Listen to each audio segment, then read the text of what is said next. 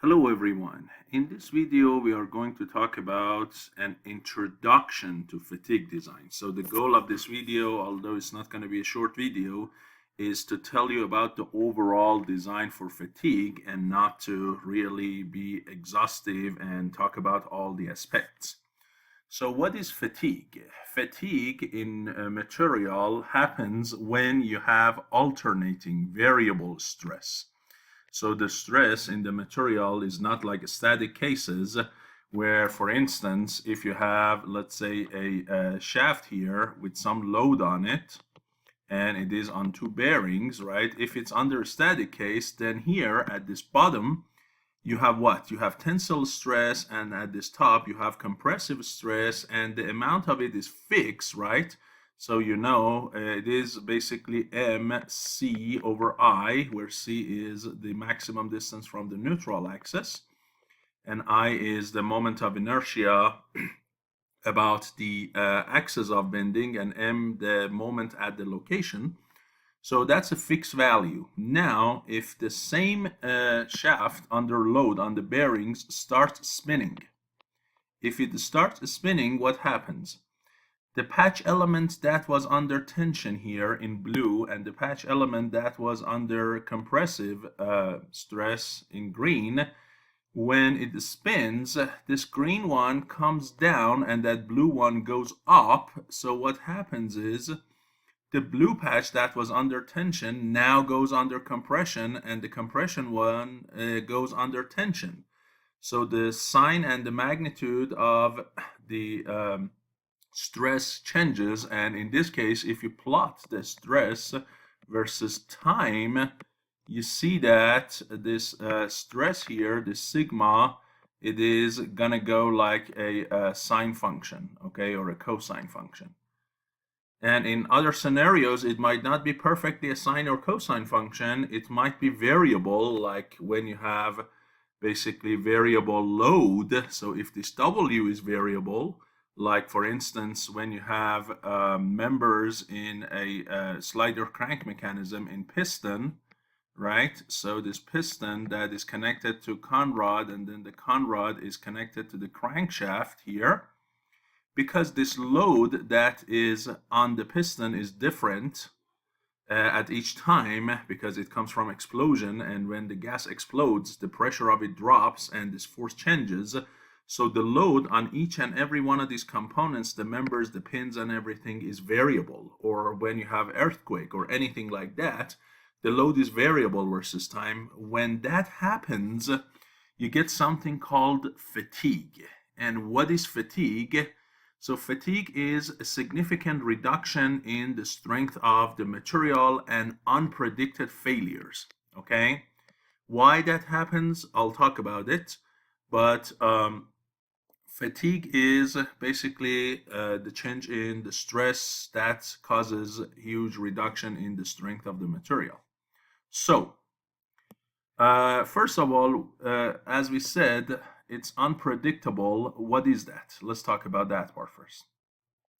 So when the material fail under a static load, they show some large deflections when the load is more than what it should be. When the stress passes the yield strength, basically they show plastic deformations. So in this case here, if it's a static, you see that when this load W is too much, you have this shaft really bent in the middle, although might not be as big as this, exaggerated, but you clearly see the deflection, and then the load on the bearings is going to go up because you lose the shaft alignment with the bearing holes, right? And for that reason, you see the bearings stopped working properly and the shaft is not straight anymore. So it gives you a chance to see, oh, look, the material is going under huge deformations, so maybe I need to reduce that load, or I need to basically reinforce my shaft and make it stronger, right? But the bad thing about fatigue is under fatigue, you see that the load is not really as much as you think it should be under static load. The load is not really a big load, and the shaft is quite a bit straight and it's spinning. No worries, it doesn't show anything. But all of a sudden, you see the material starts failing, and without any warning, you get a sudden and a total failure, which looks like this. So you see the material was working and it did not show much of the deflection or something. All of a sudden, you see it breaks somewhere completely and it fails without any warning. That's really a bad thing and the dangerous part of fatigue. So, why this happens? Let's talk about why this happens. What are the stages of fatigue failure?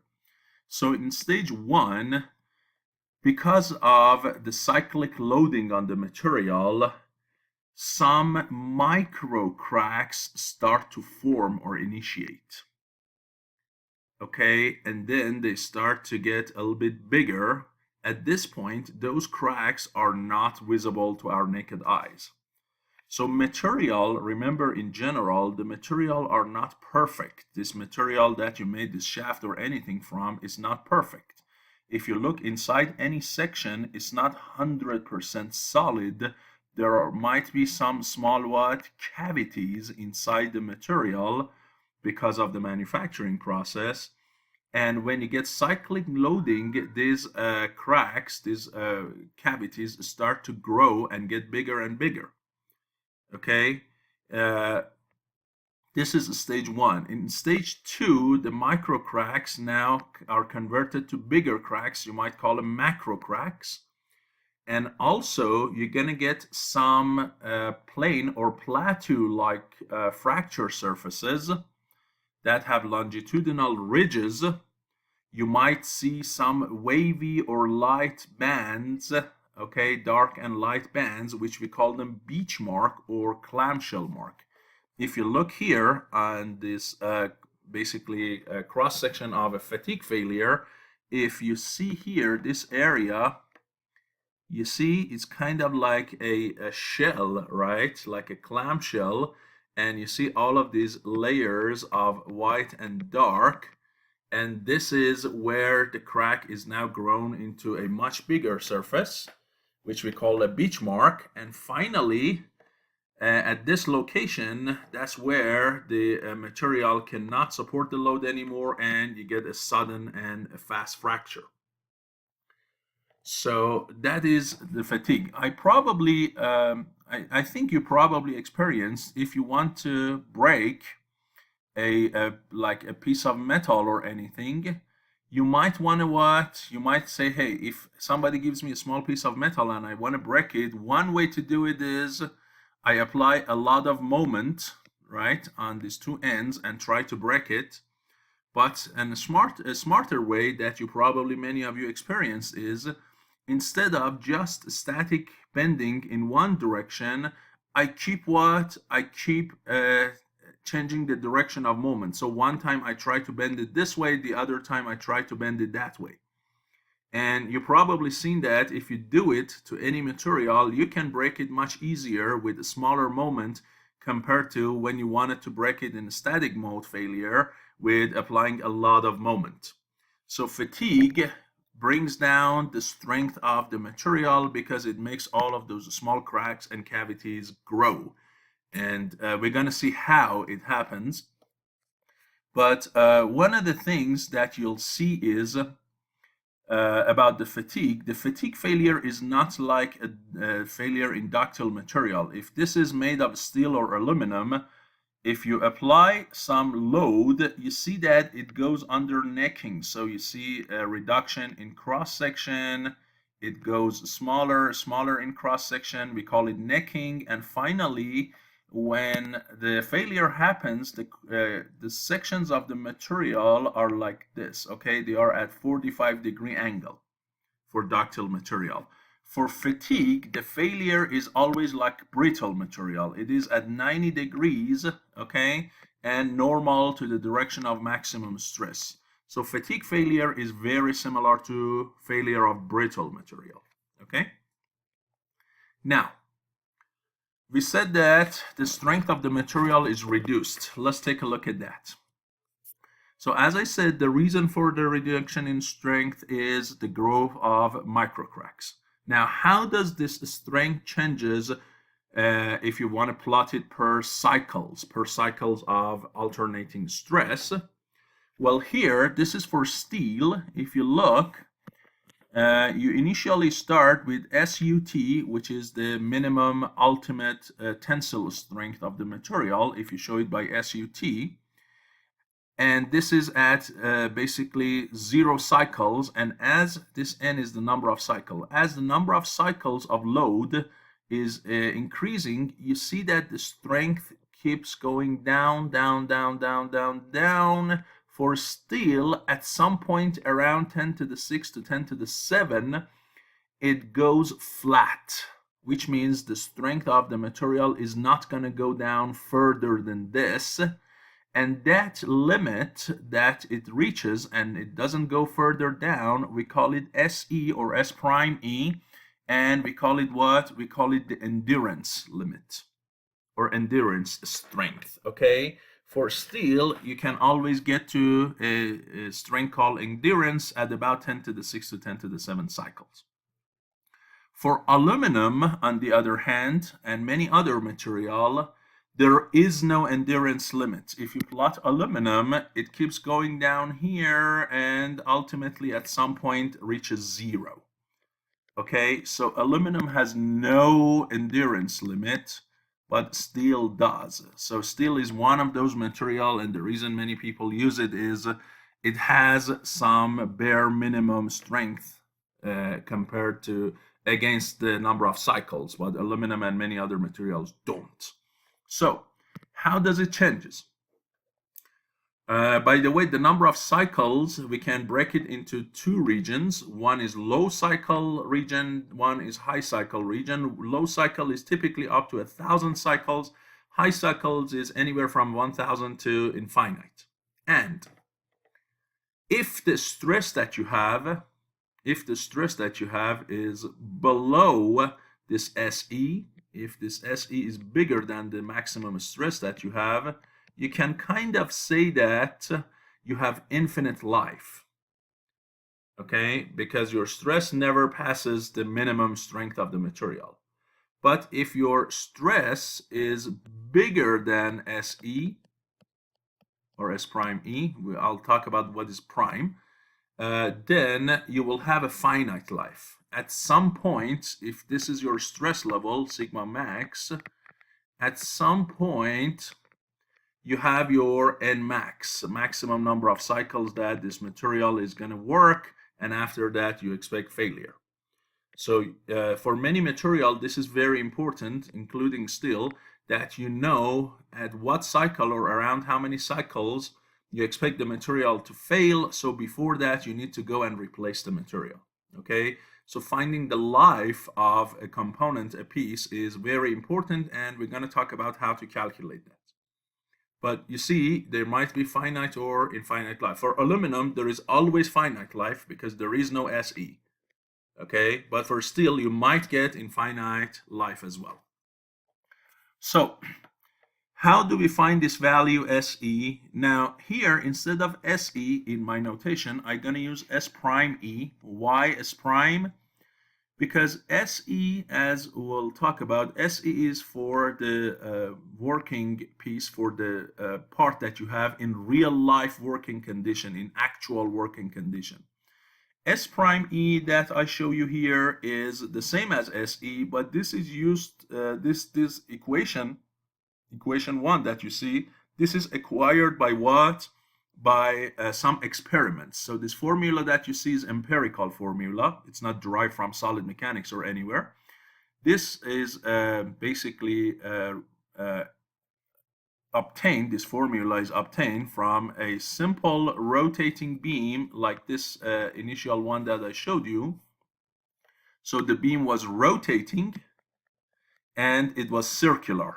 Okay, so they had a circular beam rotating, and the dimension of that beam was a specific dimension. The temperature of the working condition, the lab was a specific temperature, and everything was under control.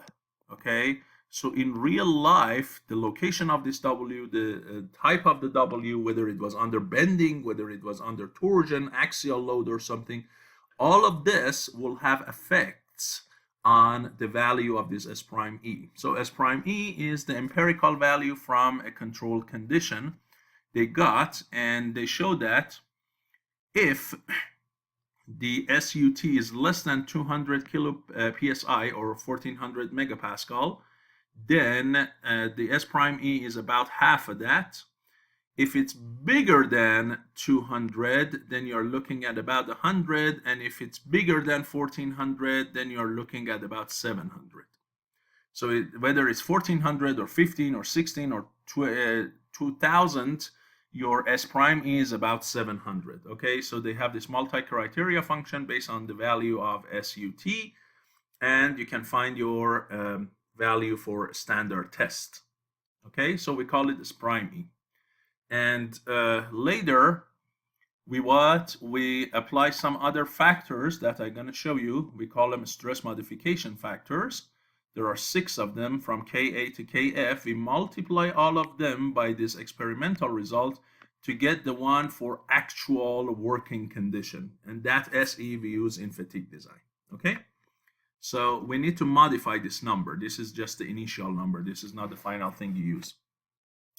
By the way, I showed it here, but I just want to emphasize that all the pictures and equations are taken from the Shigley's book for mechanical engineering design. Okay, anything I show you here comes from the Shigley's book. It's an amazing book for machine design, and I always used it. So this was S prime E. Now, remember that we talked about the life, the finite life. We said that if the stress that you have is bigger than SE or S prime E, then you have a finite life, right? How would you calculate that finite life? For that, you need to have an equation for this area here, right? You need to have an equation for this finite life region. So if I give you the stress, you can give me what? You can give me the number of cycles, the maximum number of cycles. How do you do that? Well, in this region of finite life, let me clean it up. In this region of finite life, you can approximate these 2 curves by a function like this. SF equals n times a times n to the b. So you approximate it by a power function. Okay, so if this is n, and this is SF, the fatigue strength. Now you might say, why didn't you call it S prime E? Because this S prime E is just this limit. It's not any point on this curve. So any point on this curve, we instead call it S prime SF or fatigue strength. This SF can be approximated by A times n to the b. Okay, where A and B are not constant. So what are they? A comes from this formula, F times SUT divided by SE, or in this case really is prime E, but F SUT should be squared, and B is negative 1/3 of log, and when I say log here means like 10, of course, of F SUT over S prime E. Okay, now here we use S prime E, but later we really need to use SE. And SUT is obvious, S prime E is this limit, that's obvious. What is this F? This F is a separate parameter, which we call it the fatigue strength fraction, this F. And the value of this F is not constant. That also depends on the SUT itself. And that comes from this curve here. So in this plot, if you know the value of SUT, you can find the corresponding value of F for it. And that F, you're going to plug into formulas for A and B. And now you have a formula for SF. So now, if my stress level is something that is, I said it equal to SF, from here, I can find what? I can find the number of cycles, okay? And this formula here shows me how many cycles I can go before the finite life is over. by the way, if you look at this F curve, this F, this plot here shows values of F for SUT anywhere between 70 to 200. So if it's below 70, do I still have a number for F? The answer is yes. If it's less than 70, use what? 0.9. Okay, so assume that it kind of goes flat before that. Okay, so let's solve an example to understand this material. So here we have what? We have a 1050 HR steel, okay? Hot rolled steel. If we have this kind of steel, we want to know the endurance limit at 10 to the 6 cycles for the rotating beam and the endurance strength of a polished rotating beam specimen corresponding to 10 to the 4 cycles to the failure, and the expected life of a polished rotating beam specimen under a completely reverse stress of 55 kilo psi. Okay, so there are 3 parts of this problem. First thing is find S prime E. So if you go and look into the tables for different material, which you can find at the end of Shigley's book, for 1050 HR steel, you'll find that the ultimate strength in tensile is 90 kpsi. So 90 kpsi, if I go into this formula and see which criterion matches it, I see it's the top one because it's less than 200. So the S prime E is half of that. So half of 90 is what? 45. So the endurance limit for this type of steel is 45 kpsi. Okay, so that's the first part of the problem. In the second part, it is asking for what? It is asking for basically SF. You want to find the fatigue strength at 10 to the 4 cycles. So you need to what? You need to use this top formula. And N is 10 to the 4, but you need to find what? You need to find A and B. So A and B, for them, we need to know SUT, which we know. We need to know S prime E, which we know. We also need to know that fraction F. So first, using that 90 that we have, we come to this curve and we go up with 90 and we see that your F is a little bit less than 0.86. So here is approximated by 0.86. And if you use 0.86 in the formulas for A and B, A is going to be F times SUT squared, and this F should be inside the parentheses. Let me make sure that I did not have a typo, okay? Because this guy should be inside, not outside. This should be inside. And I need to put a times, and this 2 should go away, and it should come out here. So if you do that and solve for A is going to be 133.1 kpsi. By the way, the unit of A is the same as what? The unit of strength or stress. Okay, because N has no unit and B has no unit, so that N to the B part has no unit, so unit of A should be the unit of strength. B is negative 1/3 of log 10 of F SUT over S prime E, and that is this number.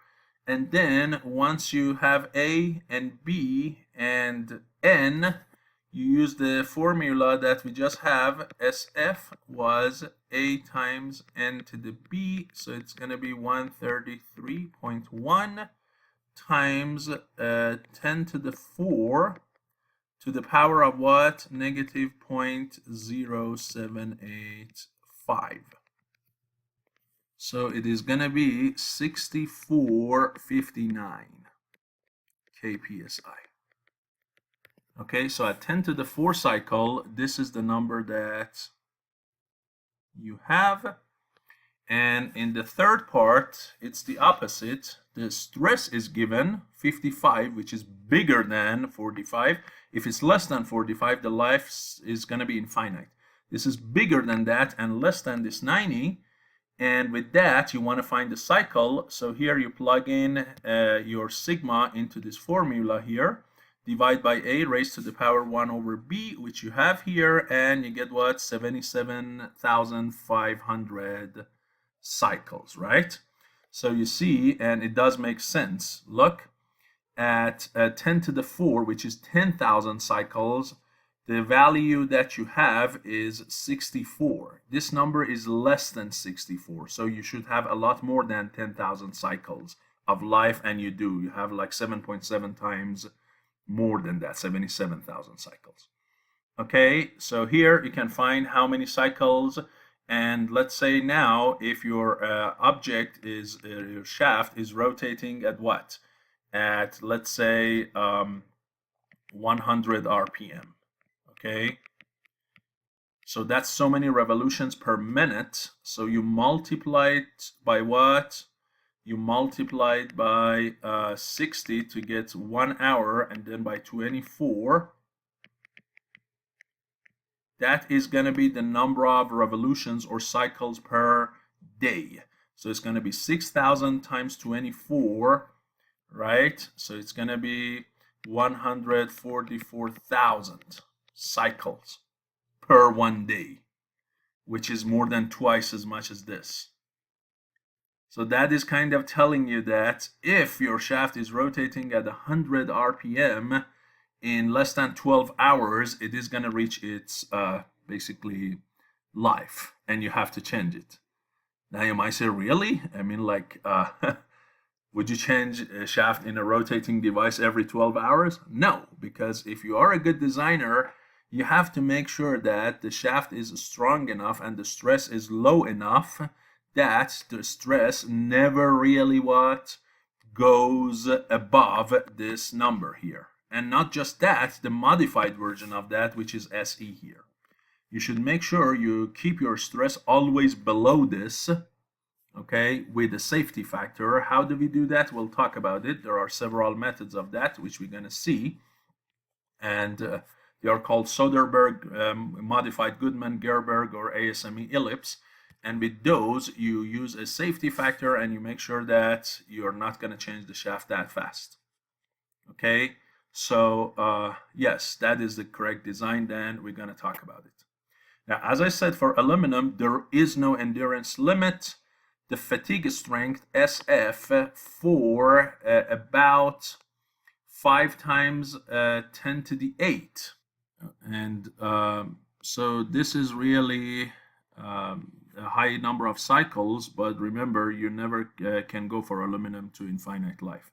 So for different types, different alloys of aluminum, here you can have the fatigue strength, right? As you can see here at 5 times 10 to the 8 plus some other properties. Okay, the next thing is this Formula 1 that we just saw. This Formula 1 is good for some specific control conditions, specific specimen, material, size, and everything, temperature. So these numbers that this formula was empirically derived from, they are all coming from controlled conditions. In real life, you cannot and you would not want to control everything because they are determined by the working condition.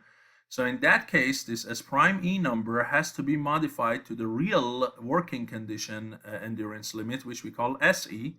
And that is by using some modification factors or modifying factors, which are first determined by a person, name was Marine, if I pronounced the name correctly, hopefully. So Marine identified 6 to 7 modifying factors for adjusting S prime E to the actual SE. Here we look at the 6 ones, Ka all the way to Kf.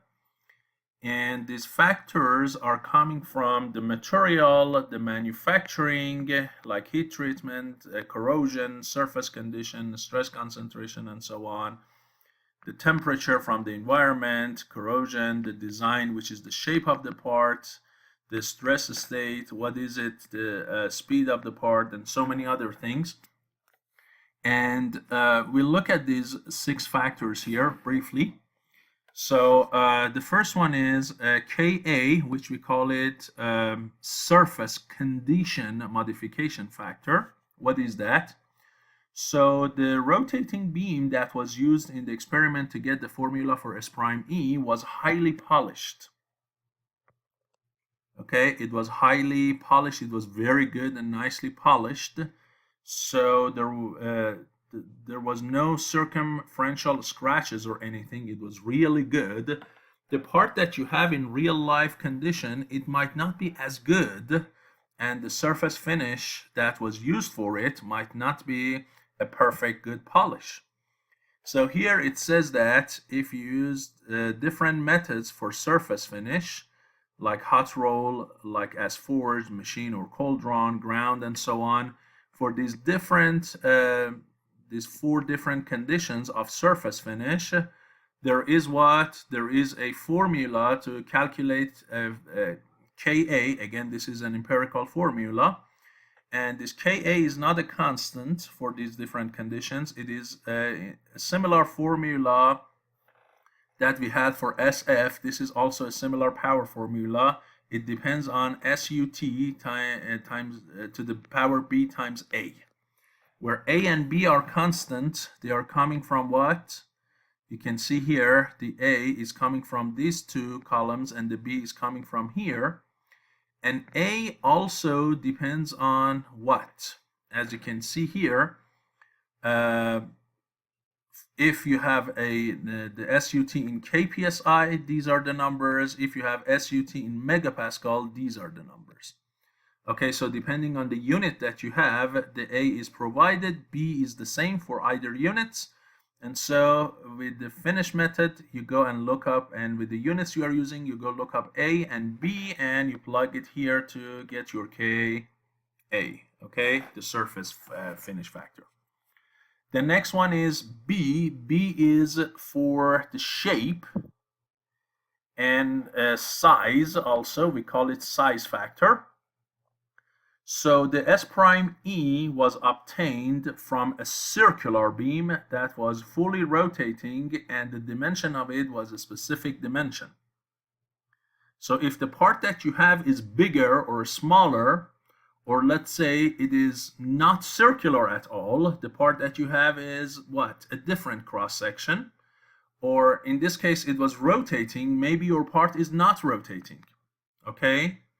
The load is changing, but the part is not rotating. So for all those different scenarios, can you find a corresponding size factor or shape factor? So this specimen, as I said, it was circular and it was in rotation under bending. So if your specimen is also circular, in bending or in torsion, both of those, okay, and it's rotating, then depending on the diameter of the piece D, there is a formula for Kb. So if the diameter is between like 0.11 to 2 inches, this is the formula that you can use. If it's between 2 to 10 inches, this one. If it's between 2.79 to 51, here these 2 are in mils, these 2 are in inches. Okay, so again, these 2 top ones are for inch system, these 2 bottom ones are for mil systems. And just so you can get it for any unit. So you get your Kb if the part is under bending or under torsion. If the part is under axial load, on the other hand, Kb is 1 regardless. Okay? Another thing is, we talked about, what if the part is not circular at all? It doesn't have a diameter. Then what? Then we have to, or if the part is what? Is not rotating, right? So here we look at some scenarios. One is the part is rectangular and rotating. The other one, the part is circular but not rotating. In these scenarios, how do we determine a D value to plug into this formula? Because that's the only formula we have. Here we use something called an effective dimension, or D effective, that we calculate and plug into this formula. Okay, what is D effective?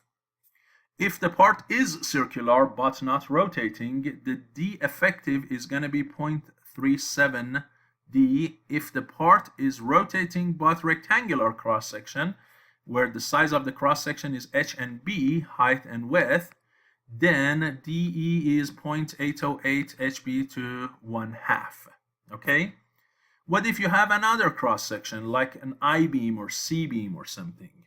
Then again, here there is a way to calculate the equivalent D, and you might say, where does this formula 6 or 7 come from? Where did you get these numbers from? Or in these scenarios, all of these formulas 6, 7, 8, they come from a method called 90% area criterion. Okay, they come from this method. What is this method? What does it say? Let me explain that to you. So this method says you set equal the volume of the material stressed at or above 90% of the maximum stress to the same volume in the rotating beam specimen. So in that standard test that we did, the rotating beam specimen, you calculate which parts of the material are experiencing maximum stress or go down to 95% of the maximum stress.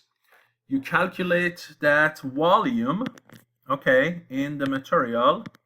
So let's say here, this top region, the top and the bottom of the beam are at maximum stress, and a little bit below them, so maybe here, a little bit below them, this area that I paint in red, and the corresponding area at the bottom, the stress in these regions are what?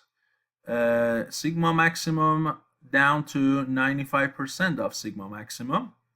So you calculate the volume of that region and set it equal to the volume of the region in the actual piece that is basically the same criterion, which means basically between maximum and 95% of the maximum stress. If you set these two equal, from that you can find what? You can find an equivalent diameter. So for the rotating beam experiment, that area was basically pi over 4. The cross section of that was, and you can multiply by the length of the beam to get the volume. So it was pi over 4 d cubed minus 0.95 d, squared. D squared minus 0.95 d squared. And the cross section of that area is 0.0766 d squared. As I said, if you multiply this by the length of the beam, that is going to give you what? That is going to give you the volume instead of the cross section. Now you might say, how come it was 90% stress and this diameter is also 95% of D? The reason was the stress in this beam experiment is proportional to the distance. Remember here, the formula was what? The formula was sigma equals, it is, if you remember, it was sigma equals what? Equals m times y divided by I. So as you can see, and y is the distance from the neutral axis. So you see your sigma is proportional linearly to what? To y. And y maximum is d over 2. That's why here this formula is exactly that 95% stress corresponds to 95% in the d value. So this is the value you have in the rotating beam experiment. Now if you have an I-beam, the area of 90% stress and above is equal to this formula here, 0.1 ATF, where A is Basically, the width of the beam, and TF is the thickness of the flange. If the bending is happening about axis 1, 1, if the bending is happening about axis 2, 2, then it's 0.5 BA, where B is the height of the beam. And then for a C-beam, again, depending on which axis the bending is happening, you get a 95% sigma, and then you set these two to what? To be equal to each other.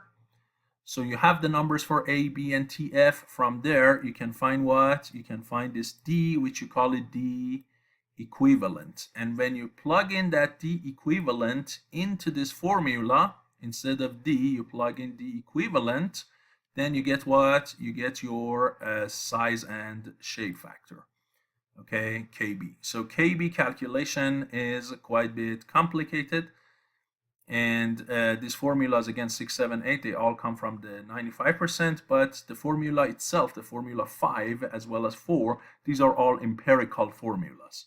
Okay, so do not look for proof of that. These are all came from basically doing a lot of experiment, getting a lot of samples, and then doing a curve fitting.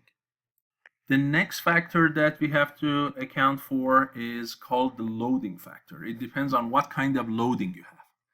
The original beam experiment was bending, so if your load is bending load, then the load factor is 1. But if it's an axial load, it's 0.85, and if it's a torsional load, it's 0.59. Because, for instance, they show that if the part is under torsion, the strength is reduced more compared to when it's under bending.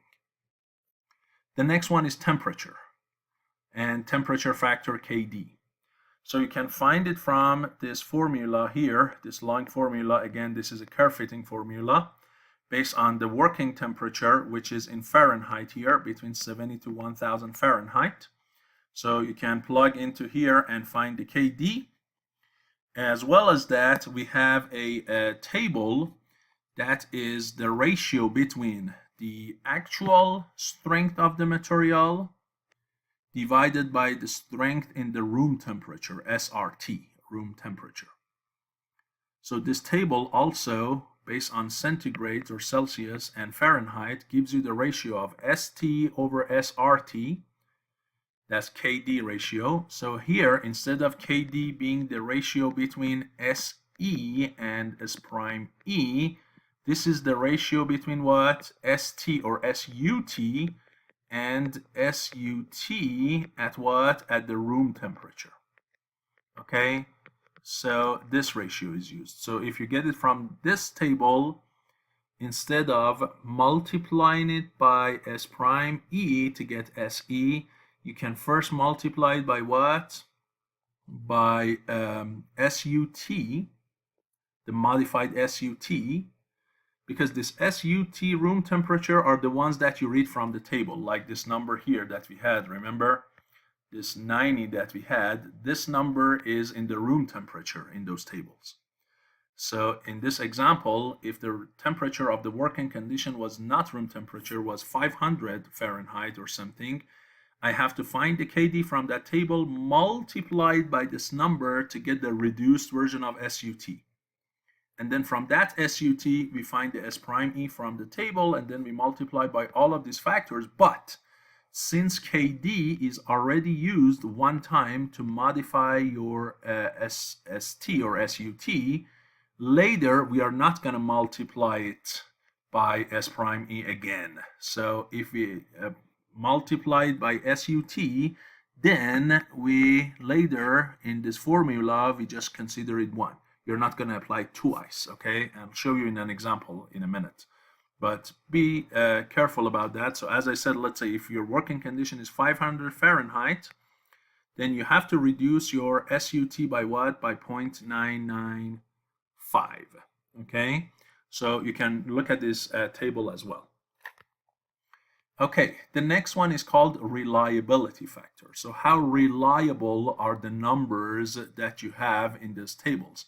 That number 90 kpsi that we derived, we got from some table, how reliable is that? Because when you get a specimen from a company, you know that not every single specimen you get from that company has that 90 kpsi, right? There is a distribution. There is a distribution of strength. So if you get like what, 10,000 specimen and put them all in the tensile test machine and get their SUTs and plot it, you see that SUT distribution is not going to be all at 90, right? So maybe the average is 90, but there is a distribution, most of the time a bell shape, a Gaussian distribution around that 90. And the tighter the standard deviation is, the more reliable that product is. So one company might give you product that the distribution of strength is like this. The other one, right, might give you something that looks like this, much narrower, which means most of their products are really close to 90. One might give you something like this. So here, sometimes you might get a 40, sometimes you might get 120 or something, okay? But in this one, most of the time, you are very close to 90. And that determines, this standard deviation determines reliability. The smaller it is, the bigger the reliability. So if I have a reliability percentage, like my products are 90% reliable, then I also need to consider a reliability factor of 0.897 to account for the cases that the number is not really 90 and it's below 90. Okay, so based on the reliability percentage from this table, we can find a reliability factor. Finally, we have something called the miscellaneous factor, KF. And KF comes from lots of different things. So one thing is, it comes from if there is residual stress in the material, sometimes the residual stress might improve the endurance limit, sometimes make it worse. In general, if the residual stress in the material is in the compression, negative sigmas, then you can improve this during the endurance limit. By what percentage? It's not clear, because, and the reason for that is fatigue failures appear to be tensile failures. Okay, so if you put the material under compression with some residual stress, you might improve it. What percentage? It's not easy to really come up with a number. Then if the part is rolled or drawn, okay, then you might think that if a part is rolled or drawn, their endurance limit might be 10 to 20% less than if you do it in the transverse direction. Their endurance limit might be 10 to 20% less than the case that you roll them or draw them in the longitudinal direction. Okay, so the direction of rolling or drawing a part in manufacturing can affect the endurance limit. If you do electrolytic plating, okay, if you have metallic ones, basically coating, they might reduce your endurance limit by 50%. If they are anodic oxidation, they might go down to 39%. Go down to 39% of the endurance limit. If you spray the metals, then those can initiate cracks, and you can have 14% reduction in SE. If there is corrosion in the parts, which we call fretage corrosion, then again you have smaller numbers. For instance, first of all, what is fretage corrosion? This is the result of microscopic motions of tightly fitting parts. So if you have parts that have basically tight fitting, if there is a press fitting in the parts, then those create stress, and those stress will create what? Will create smaller cracks, or they can basically help the smaller cracks grow. So if you have joints that are bolted, if you have bearing race fits, if you have wheel hubs or anything that is tightly fit parts together, you might have some corrosion as the result of the pressure of material against material, and the number can be anywhere between 0.24 to 0.90, which is huge. Okay, so you can this 0.24 is really huge. 0.90 is good because it means you lost 10% of the strength.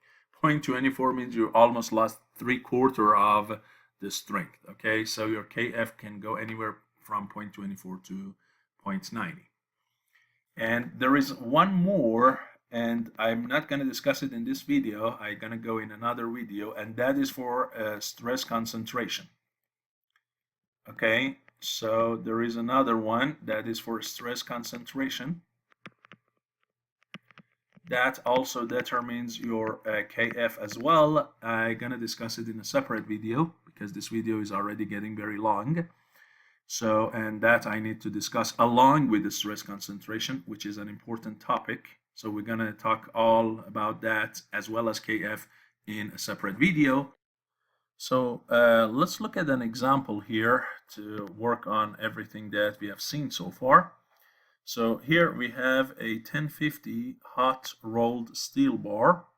So here you see you have the material as well as the hot roll, and it is machined down to 1 inch diameter. You put it in axial loading and the 70,000 cycles to failure. The working temperature is 550 Fahrenheit. The reliability is 99%. You want to find the endurance limit modified as well as the fatigue strength at that 70,000 cycles. Okay, so here the first thing you do is you go and read the SUT at room temperature for this material, and you see it's 50 kpsi, but now your temperature working is 550, so you need to modify your tensile strength using the KD factor from the table at 550. So you go look at the table, and you have 500 and 600, not 550. So you get these two numbers and you do interpolation, linear interpolation. So you go in between these two numbers, the average of the two, and so you get this number for KD, 0.977, multiplied by 50, and you get 49. So this is the SUT modified for the temperature, and you're going to use that in your formulas. Just pay attention that since KD is used already one time, later in this formula we are not going to apply KD one more time, and we consider KD to be what? 1 after this. Now we go to formula 1 to find S prime E based on this 50. Since it's less than the 200, it's going to be half of that, so it's going to be 24.5 from equation 1. Ka, the surface factor, is A SUT to the B. SUT is 49. A and B comes from the hot rolled condition, so we go and look for that. And we see for hot rolled, your number is 14.4 and negative 0.718. So you use those numbers and we plug them into this formula, and you get 0.881 for Ka. Now, in this case, you have axial loading, and axial loading make life very easy for this Kb number. Okay, so Kb is just 1. So life is very easy. You don't need to use any of these formulas. Okay, but if it was a bending case, depending on whether it's circular or not, whether it's rotating or not, you had to find an equivalent dimension, plug it into here, and get a Kb. But in this case, it's axial loading, so Kb is 1, so life is good. You move on. Kc, again, that depends on the loading and not the dimension, just the loading. And again, this case is axial loading, so you go and look at Kc here. For axial loading, the number is 0.85, so you just plug that in directly. The next one is D, which we already used. The next one is 99% reliability. Ke, if you look at this reliability one, at 99%, it's 0.814. So you use that. And here, no information is given about corrosion, about stress concentration, about anything in this case, about whether you sprayed it, whether you coated it with anything, or so on. So here, you just for miscellaneous, use 1. And if you use all these factors and multiply by S prime E, it goes down to 1491. You see how much is reduced? If it was a static scenario under room temperature, it was 50. If it was a static scenario at high temperature, it would be 50 times that, which is 49. Not bad. If it was all standard condition, the number would have been 4.5. Now with these working condition, you go as low as 14. So compare 14.9 against 50. And you see how much reduction you have, right? It's a huge reduction. So you went down almost to 28.9% of what you had initially, right? Even less than 30% of the strength is remaining for the working condition. You have to design for this number, not for that. That is the effect of fatigue. Okay, now that was the endurance limit. Now we want to calculate SF. So we need to find this. Remember, the SF formula was AN to the B. N is, we have it. A and B we have to find. There were formulas for them, which needed SUT, SE, and F. SE is found.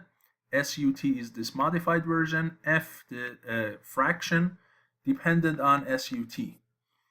But SUT is less than 70, and if you remember, for those scenarios, F was just 0.9. Here, just look at this graph that we had, that we said for small scenarios we use 0.9. So we plug in that F number, that fraction number here. And if you do so, your F is 130.42, your B is negative 0.1569. Plug it in, and you see that if you don't want to go for infinite life, so as long as your stress is below that number, you can kind of expect infinite life. But if you don't want to go for infinite life, you only want to use 70,000 cycles of the operation, then stress can go as high as 22.65 PS, kilo PSI. Okay, now let's get to the most important part. Why did I say that if your stress is kind of below this number, you have infinite life and so on? What was that kind of thing, huh? So if I go a stress below that number, right, do I expect infinite life? The question is which part of the stress? Because you don't have a single stress in the part. Remember, your stress is what? Your stress is fluctuating, it's going up and down. So which one of these numbers would you compare against this SE? Do you go for maximum? Do you go for minimum? Do you go for average? Which part of these numbers would you compare against that? And the answer is, it's not just a single comparison. You have to compare the average of these numbers against your static part, which is SUT or SY, and the alternating part of it against this SE, and you have to do both of them at the same time.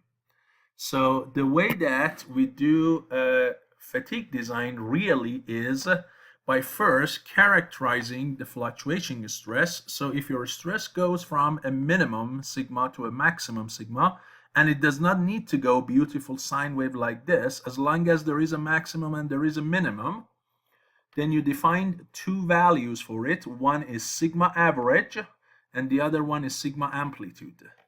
The name of them, we call them mid-range component, and we call them amplitude component, where the average is, of course, or mid-range is sum of min and max divided by 2, and the amplitude is max minus min divided by 2 absolute value. Okay, so you have to find sigma m and sigma a from your working condition, and then you have to combine them. As I said, this one is to be compared against your static value, right? You consider it like a static value, so you compare it against SUT or SY, right? And this one, you compare it against SE. And you have to do both of them in the same formula. So several groups offered their formula for a safe region that the fatigue is not going to happen. And these formulas, these groups are Soderberg, modified Goodman method, Gerber, and ASME elliptic. And they are all shown here. This vertical axis is sigma A, and the horizontal axis is sigma M. So what does Soderberg say? Soderberg says your sigma m should never surpass the yield strength, and your sigma a should never surpass the endurance strength. So Soderberg, which is this line here, it says that as long as your stress scenario, so your stress condition has one sigma a and one sigma m. So let's say you are here. This is your current sigma a and sigma m. It says as long as you stay inside this line, so in this triangular region, you are safe. And the closer you are to the line, the smaller your safety factor. The further away you are from this line, this distance, the bigger your safety factor. Okay, so that's the Soderberg. And Soderberg, you see, compares the static value, the average value, against the yield strength, not ultimate. Because Soderberg says, I don't want any plastic deformation. To Soderberg, failure is not the parts being broken apart, is just having any elastic deformation. That's why Soderberg is kind of the most conservative method of fatigue design. So if you want to be very, very conservative, Soderberg, you see, it gives you the minimal area compared to all other ones. The area under the curve line or curve of all the other methods, Soderberg has the smallest one, this green area.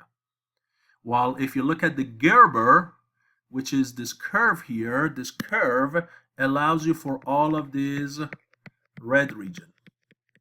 So you see Gerber is not as conservative as Soderberg. Okay, or ASME elliptic, which is this one here, is a little bit less. It's this guy here, right? So this area is based on ASME is failure, based on Gerber is fine. So Gerber is the least conservative, Soderberg is the most conservative. And then between Gerber and Soderberg, you have what? You have modified Goodman, and you have what? ASME elliptic. These are somewhere in between. So it's up to you as the designer, what is it that matters to you, failure or plastic deformation? If you care about plastic deformation and you don't want to have it, then you can either go with what?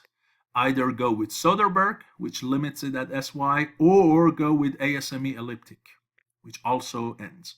But Soderberg is limited. This ASME elliptic, instead of a line, it's a quarter ellipse. So the ASME elliptic is like this, while Soderberg is like that. You see the ratios are the same, sigma A over SE and sigma M over SY. Okay, but here the ratio is quadratic, equal to 1, so that's an ellipse. Here is a simple line. And N in this formula is your what? Is the factor of safety factor. Modified Goodman and Gerber, they compare their sigma M against SU, as you can see, not SY. But their alternating component is always compared against SE. So from these formulas, you can, once you know your sigma A and sigma M calculated from max and min, and you calculated, of course, your SE, and you know your SY or SU for the material, you can find an appropriate what? Safety factor. Or if you have the safety factor, then you can limit the amount of sigma A or sigma M, which in turn limits the sigma max and sigma min. And sigma max and min are the actual forces over cross sections or over the moments of inertia. So if you have a safety factor and if the material is chosen, the working condition is chosen, then you can what? You can go about selecting an appropriate cross section. Okay, so this is the design for fatigue. Use one of these 4 methods depending on how conservative you want to be. And with one of them, you pick a safety factor and you calculate a cross section, or you pick a cross section and get the safety factor if the material and everything else is already determined. Remember, as I said, the design problem is an underdetermined problem. You have more variables than you have equations. So you have to pick something, go forward, see if it works, and if it does, fine. Otherwise, you have to come back and fix it. Okay? So that's why in designs, there is always optimization techniques and algorithms used if you want to get optimal design. So let's take a look at a simple example here. So let's say for the same part that we have in this previous example with the same SE that we found, right? And with the same SUT, we want to find a safety factor for a part that has maximum of 40 kpsi and minimum of what? Negative 10 kpsi. We want to use the Gerber method or the modified Goodman method. And if you look at both of these methods, they are using SUT. If I wanted to use Soderbergh or elliptic, I should have had SY. But here in this problem, I only have SUT, which is this number here, and SE. So I can only use, in this case, either what? Gerber or the modified Goodman, which are formulas 14 and 15. Okay, so let's go ahead and see what safety factor we get, or if safety factor is below 1, means the failure is obvious. So what do we get? First, we need to find sigma A and sigma M. Sigma M is the sum of the two, right? Divided by 2. So you get 40 plus negative 10 divided by 2. You get 15 kpsi. And then sigma A is the subtraction of the 2 divided by 2 in absolute value. So it is going to be 40 minus 10, which is going to be 25 kpsi. And remember your numbers, your SUT in this case, modified for the temperature, was 49. And your SE from the problem was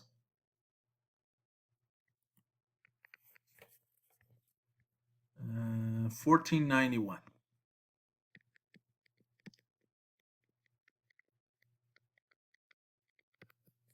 If that's the case, what is the safety factor based on the modified Goodman?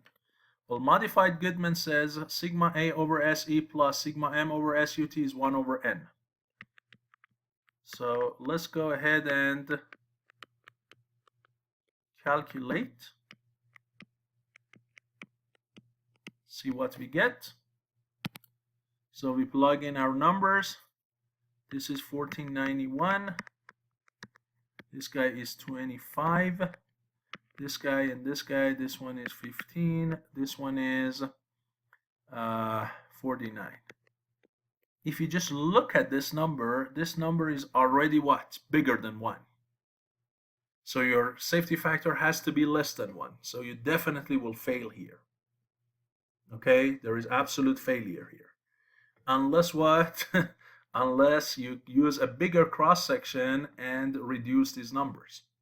Otherwise, there is absolute failure. You never want any of these sigma A or M to exceed their corresponding counterparts, SE and SUT. So your sigma A should never be more than that. Okay, never be more than that. So definitely a safety factor for both of these methods is less than 1. And definitely will fail. Now here, to make it a little bit more interesting for you, I go ahead and change some of these numbers. So I make this sigma min 10. Okay, so let's find the safety factor. And I make this guy 30. This way, when you calculate these numbers, your let's go ahead and calculate it. So this one is 30 plus 10 divided by 2, so you get 20, which is less than 49. And here you get 30 minus 10 divided by 2, so you get 10. Okay, so now you have a chance right? So here I'm going to replace those numbers. So this number here is going to be 10, and this number here is going to be 20. Okay, so we calculate both of these ratios and then take the reciprocal of both sides, and we get your safety factor to be. So the number you get here is 0.927. And you might say, what? My sigma m was less than SUT. My sigma a was less than SE. Still, this is less than 1, which means failure. That's right. Remember, each individual component, although less than their corresponding one, but some of them is not. So here, if you look at the modified Goodman, which is this line here, right? Sorry. Let me use a line command. That's this line here, right? This one. Your point is outside this. Okay, so you are looking at some point like this, for instance, like here. Yes, each component is less than their corresponding, right? Your sigma m is less than SUT, your sigma a is less than SE, but your point is outside the triangular region. So still it is going to fail, right? Based on Goodman. Now let's go and use what? Let's go and use the Gerber method. So the Gerber is very similar, except this static term is quadratic. Okay, so the only thing is basically this n comes here. This becomes equal to 1, and that is going to be the square term. So let's do it in a separate region. So it is going to be sigma a over SE. Oh, sometimes my stylus does not cooperate. This plus n times sigma m over SUT squared equals 1, which is the equation of an ellipse, a parabola.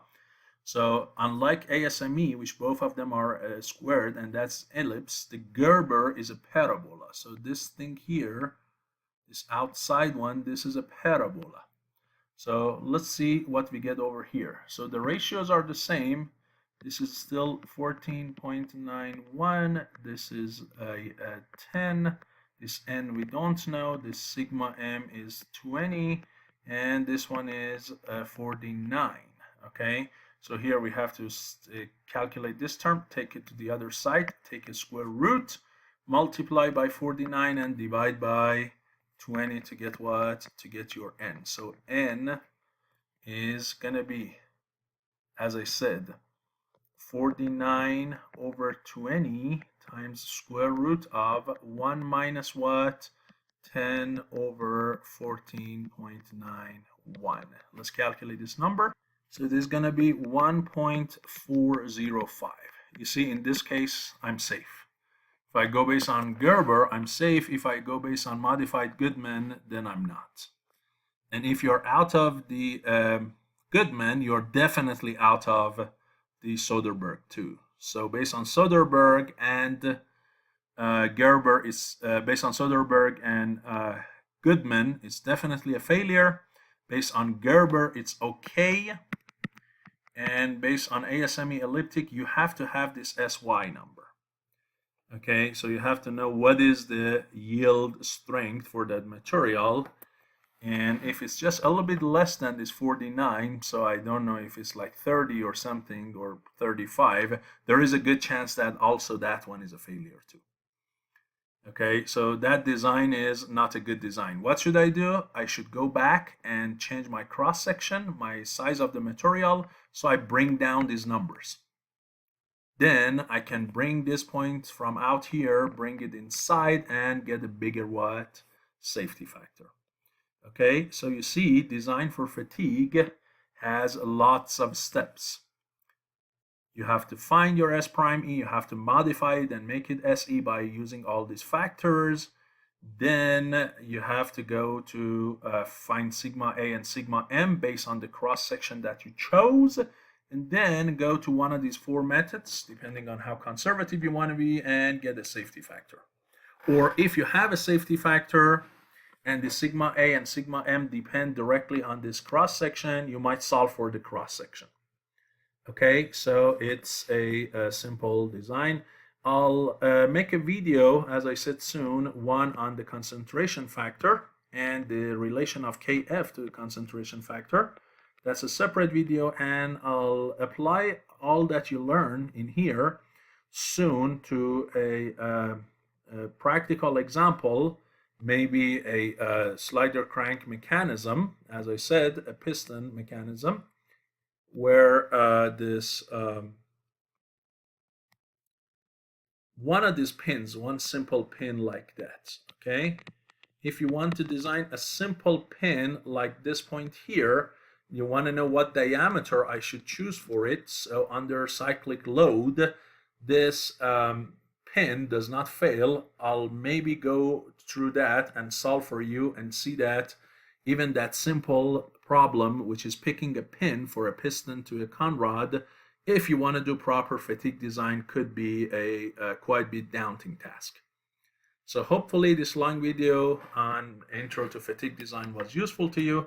This is what I promised you so many times, and finally I could achieve it today. Thank you. I'll see you in the next video.